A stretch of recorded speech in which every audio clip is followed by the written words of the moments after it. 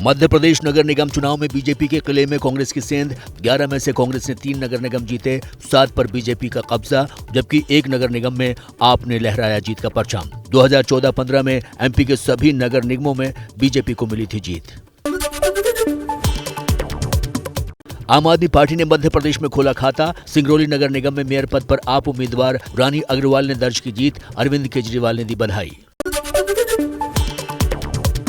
असदुद्दीन ओवैसी की पार्टी का भी मध्य प्रदेश में पार्षद की 3 सीटों पर कब्जा। AIMIM ने जबलपुर में पार्षद की 2 सीटें और खंडवा में 1 सीट जीती। एनडीए के जगदीप धनखड़ के मुकाबले विपक्ष ने मार्गेट अल्वा को बनाया उपराष्ट्रपति उम्मीदवार।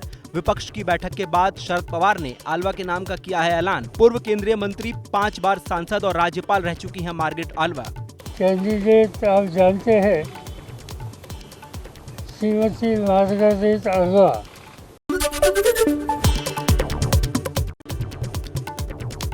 संसद के मानसून सत्र से पहले सरकार ने की सर्वदलीय बैठक। सरकार की ओर से रक्षा मंत्री राजनाथ सिंह ने मानसून सत्र पर विपक्षी दलों के नेताओं के साथ की चर्चा। बैठक में कांग्रेस समेत 36 पार्टियों के नेता रहे मौजूद।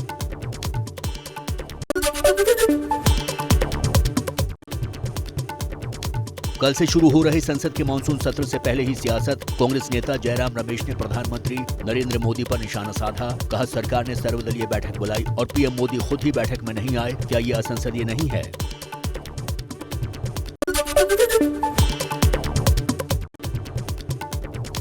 प्रधानमंत्री मोदी के सर्वदलीय बैठक में शामिल नहीं होने पर बोले संसदीय कार्य मंत्री प्रहलाद जोशी। मनमोहन सिंह कितनी बार बैठक में आते थे, सरकार हर मुद्दे पर चर्चा के लिए है तैयार। अभी प्रधानमंत्री जी व्यस्त होंगे, इस बार आए हैं नहीं है, लेकिन जो लोग अपने टाइम पे कितने बार प्रधानमंत्री जी को लाए थे।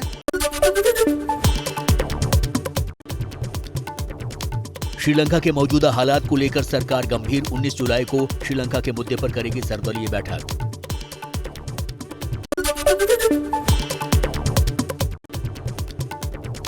बीजेपी अध्यक्ष जेपी नड्डा की यूपीए के घटक दलों से अपील। कहा, उपराष्ट्रपति चुनाव में एक किसान के बेटे जगदीप धनखड़ को अपना समर्थन दें। एक किसान पुत्र जो एक साधारण परिवार से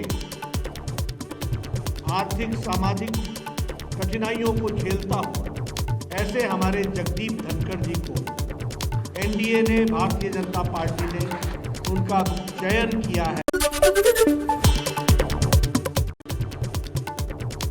बीजेपी किसान मोर्चा के नेताओं ने पार्टी अध्यक्ष जेपी नड्डा से की मुलाकात। जगदीप धनखड़ को उपराष्ट्रपति पद का उम्मीदवार बनाने पर दिया धन्यवाद। किसान परिवार से आते हैं धनखड़।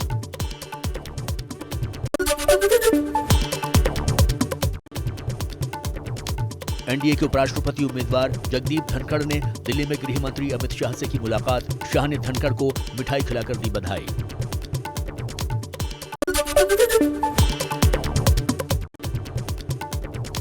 एनडीए के राष्ट्रपति उम्मीदवार द्रौपदी मुर्मू पर तेजस्वी यादव का निशाना। कहा, राष्ट्रपति भवन में मूर्ति नहीं बैठानी है।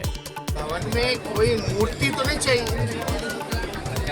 आप समझ रहे हैं, हम लोग राष्ट्रपति का चुनाव।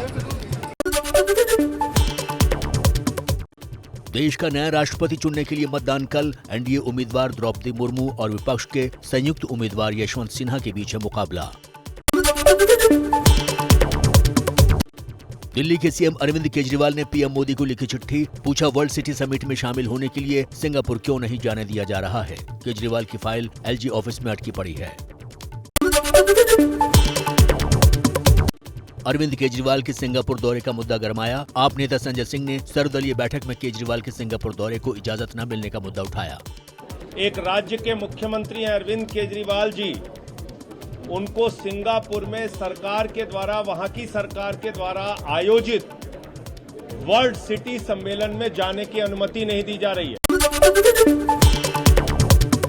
सूत्रों के मुताबिक दिल्ली के आप विधायक अमानतुल्लाह खान के खिलाफ सीबीआई को जांच की अनुमति।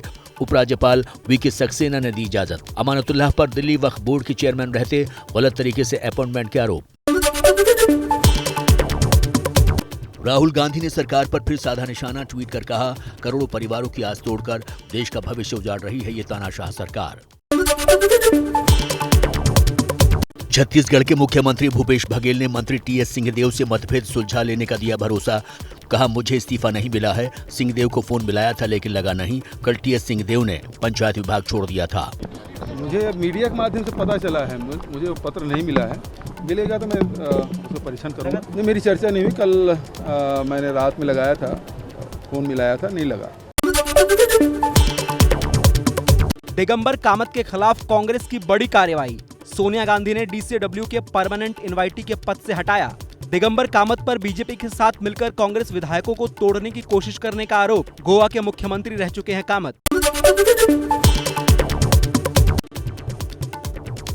बीजेपी के पूर्व नेता नवीन जिंदल के घर के बाहर पुलिस की गाड़ी पर पथराव से दिल्ली पुलिस का इंकार। कहा, दूसरी गाड़ी के गुजरते वक्त पत्थर छटक कर लगा। नवीन जिंदल ने पथराव का आरोप लगाया था।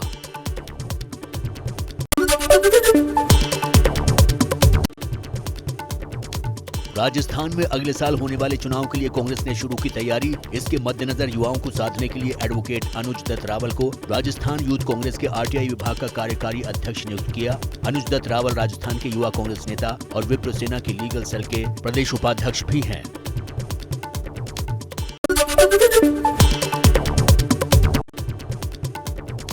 कोरोना वायरस के खिलाफ लड़ाई में देश को बड़ी कामयाबी। देश भर में कोरोना वैक्सीन की अब तक 200 करोड़ से ज्यादा डोज लगी।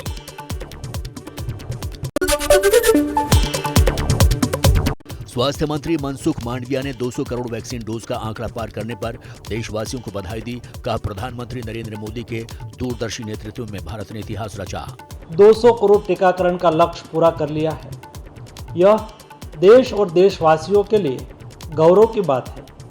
इतना मुश्किल लक्ष्य हमने मात्र 18 महीने में हासिल कर लिया है। पिछले 24 घंटे में देश में कोरोना के 20,528 नए केस सामने आए। इस दौरान 49 मरीजों ने दम तोड़ा। देश में कोरोना के 1,43,000 से ज्यादा active case.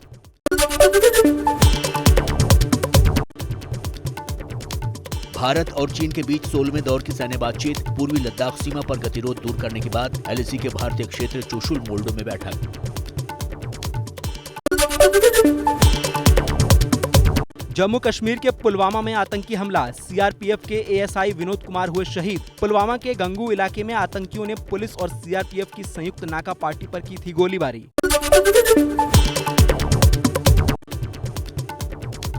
Bharat Pakistan border पर एक बार फिर ड्रोन वाली साजिश। मंगूचक इलाके में दिखा ड्रोन। सांबा सेक्टर में सुरक्षा बलों का सर्च ऑपरेशन जारी।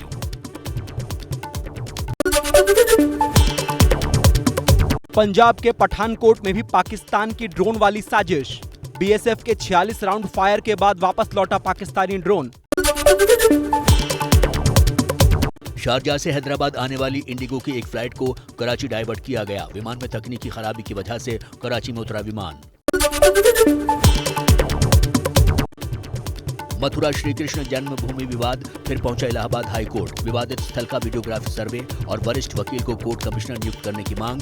श्री कृष्ण जन्मभूमि के मुख्य पक्षकार मनीष यादव ने दाखिल की है याचिका। कल होगी सुनवाई। लखनऊ के लुलु मॉल की सुरक्षा बढ़ाई गई। सिर्फ एक गेट से ही गाड़ियों को दी जा रही है entry. Police commissioner DK Thakur ने सुरक्षा व्यवस्था का लिया जायजा। लुलु मॉल में नमाज और हनुमान चालीसा पढ़ने का वीडियो आया था सामने।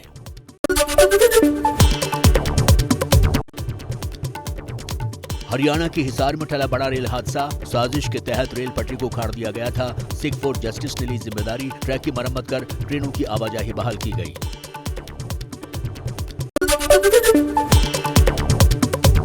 जम्मू कश्मीर के उधमपुर में अपने 3 साथियों पर फायरिंग कर आत्महत्या करने वाला आईटीबीपी का जवान मानसिक तनाव से पीड़ित था। जवान ने कल अपने 3 साथियों को घायल कर खुदकुशी कर ली थी।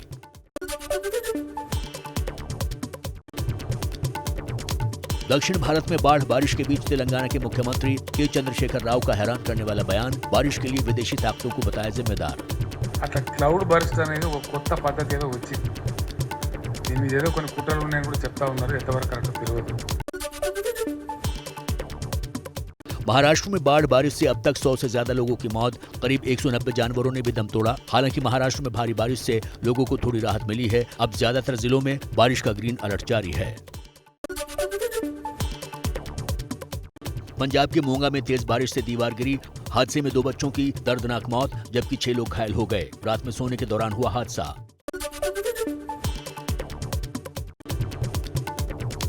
हिमाचल प्रदेश के किन्नौर में बारिश के बाद कई नाले उफान पर, सांगला घाटी में तेज बहाव में चट्टान भी बहे।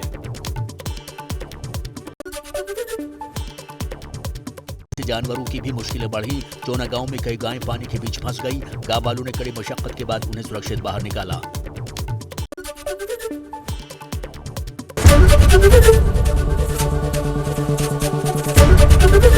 एबीपी न्यूज आपको रखे आगे।